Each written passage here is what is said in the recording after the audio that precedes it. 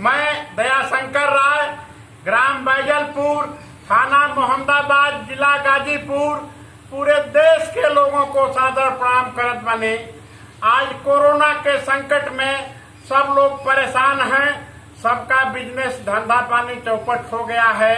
इतनी परेशानी आ गई है, इसको मैं कविता के रूप में प्रस्तुत कर रहा हूँ।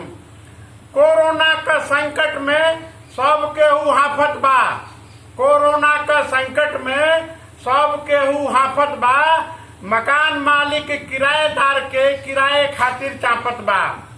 कोरोना का संकट में सब केहू हाफत बा, मकान मालिक किराएदार के किराए खातिर चापत बा।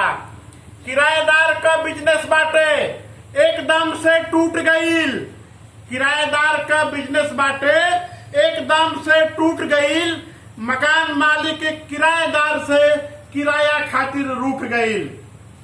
बम्बई दिल्ली से लेबर, बम्बई दिल्ली से लेबर अइला अपने गांव, बम्बई दिल्ली से लेबर अइला अपने गांव, घर में कतई जगह नइखे रखे खातिर पाँव।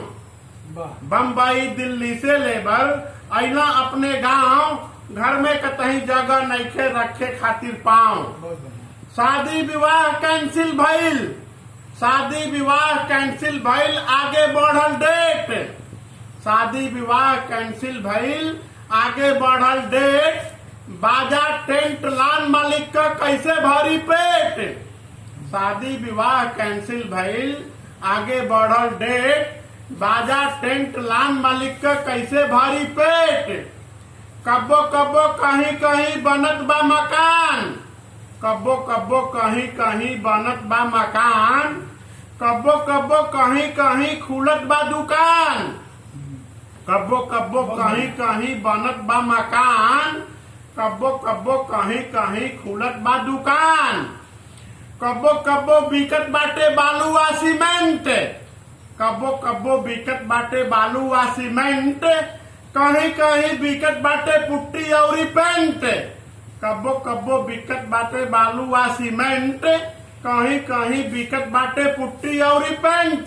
जय हिंद, जय भारत।